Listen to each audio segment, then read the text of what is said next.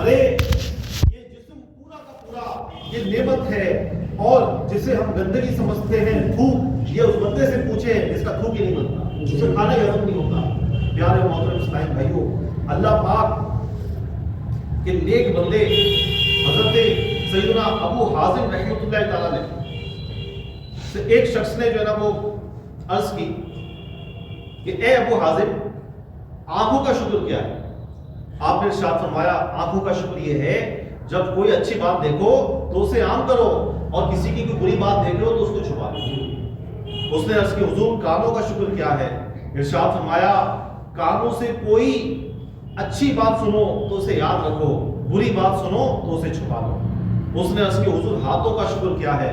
ارشاد فرمایا ان ہاتھوں سے ایسی چیز حاصل نہ کرو جو جائز نہ ہو، اور اس کے ذریعے کسی پر ظلم نہ کرو۔ محترم اور پیارے پیارے اسلامی بھائیوں، فرمایا جو اللہ پاک کی رضا پر راضی رہتا ہے اس کی نعمتوں میں اللہ پاک اور اضافہ فرما دیتا ہے۔ فرمایا جو ہر حال میں اللہ پاک کی نعمتوں کا شکر ادا کرتا ہے اللہ پاک اس کی نعمتوں میں مزید اضافہ فرما دیتا ہے۔ لہذا ہمیں بھی چاہیے کہ ہم بھی ہر حال میں اپنے خالق و مالک عز و جل کا شکر ادا کرتے رہیں۔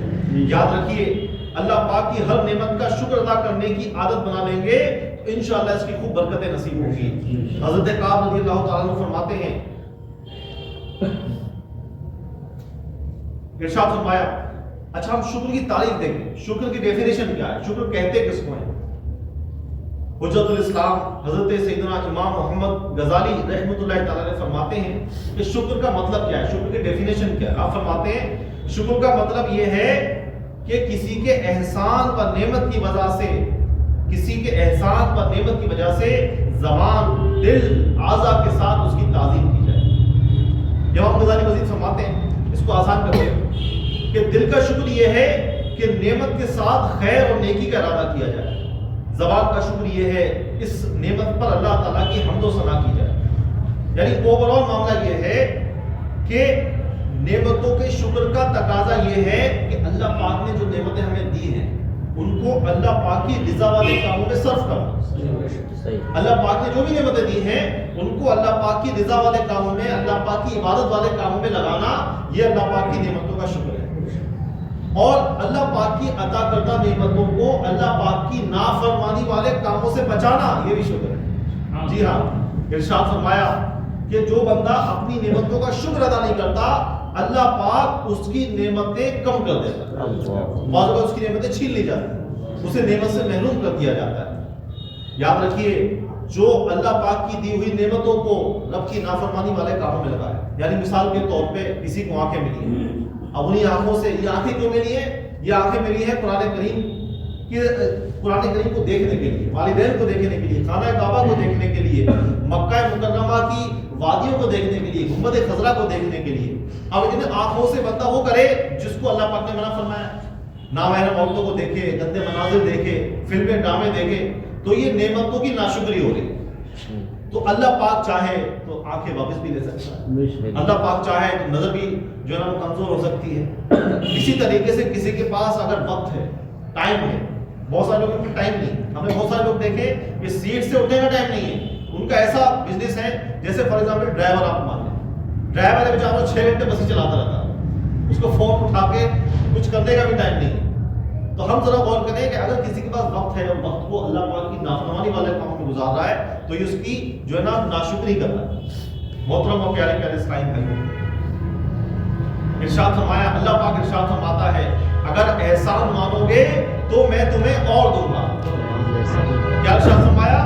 اس کا ترجمہ کنز ایمان ہے اس آیت کریمہ کا، اگر احسان مانو گے تو میں تمہیں اور دوں گا۔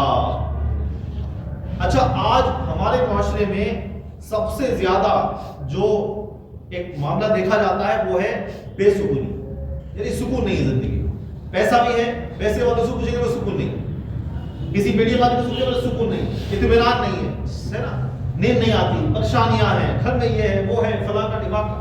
لیکن ہمارے آقا صلی اللہ تعالی علیہ وسلم نے ہمیں ایک ایسا فارمولہ عطا فرمایا ہے کہ اس فارمولے پر ہم عمل کر لیں تو ہمیں صبر اور شکر دونوں نصیب ہو جائے۔ ہمارے آقا صلی اللہ تعالی علیہ وسلم نے ارشاد فرمایا کہ دو خصلتیں ایسی ہیں کہ جس میں بھی ہوں گی اللہ پاک اسے صابر و شاکر لکھ دے گا، صبر کرنے والا لکھ دے گا، شکر کرنے والا لکھ دے گا، اور جس کے اندر نہیں ہوں گی نہ اسے شاکر لکھے گا اور نہ صابر۔ تو پیارے اسلامی آج دیکھیں ہر دوسرا تیسرا بندہ جو ہے نا وہ دل کی بے چینی کا شکار ہے، بھئی حضرت نیند نہیں آ رہی۔ مجھ سے کئی لوگ ملتے ہیں حضرت دعا فرمائے، ایک ملے ہمیں کافی بڑی پارٹی، بہت پیسہ ان کے پاس، دین میں اپنے سے اوپر والے کو دیکھیں اور اس کی پیروی کریں، اور دنیا میں اپنے سے نیچے والے کو دیکھیں اور اللہ پاک کا شکر ادا کریں۔ یعنی آسان سے اگر میں اپنے لفظوں میں بیان کروں تو دین کے معاملے میں اپنے سے اوپر دیکھنے سے کیا مراد؟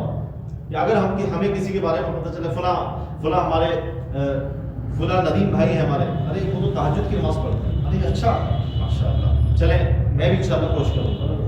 اچھا فلاں اسلامی وہ روزانہ 313 بار درود پاک پڑھتے ہیں، اچھا میں بھی کوشش کروں گا۔ اچھا ہم کیا کرتے ہیں؟ ہم اس کا الٹا کر رہے ہوتے ہیں۔ ہم کیا کر رہے ہوتے ہیں؟ ہم کہتے ہیں، ہم دیکھتے ہیں دین میں نہیں، ہم دنیا میں اپنے سے اوپر والے کو دیکھ رہے ہوتے ہیں۔ ہمارے آقا نے کیا فرمایا؟ دین میں اپنے سے نیچے والے کو دیکھنا ہے کہ اے مولا میرا گھر بھلے ہی چھوٹا ہے، کچا بنا ہوا ہے، لیکن میرا پڑوسی اس کا تو گھر ہی نہیں ہے، وہ تو کرایہ پہ رہتا ہے، فلاں ہے اس کے پاس تو کرایہ دینے کے پیسے نہیں، میرے پاس گھر تو ہے۔ اچھا گھر کا بھی چھوڑا، میں تو کرایہ کے گھر پہ رہ رہا ہوں۔ آپ کو جانتے ہیں آج کی رات بھی، آج 15 فروری کو بھی، آج کی رات بھی لاکھوں مسلمان بغیر چھت کے سوئے، چھوٹے چھوٹے بچوں کے ساتھ میں سوئے، آپ جانتے ہیں؟ تو گھر اور چھت کتنی بڑی نعمت ہے، ذرا دادا والوں سے پوچھیں، ذرا دیگر جو ہے نا مسلمانوں سے پوچھیں، سیٹلائٹ میں چلے جائیں بریلی میں تو پل کے نیچے گزار رہے ہیں، ان سے جا کے پوچھیں، چھوٹے چھوٹے بچے لے کے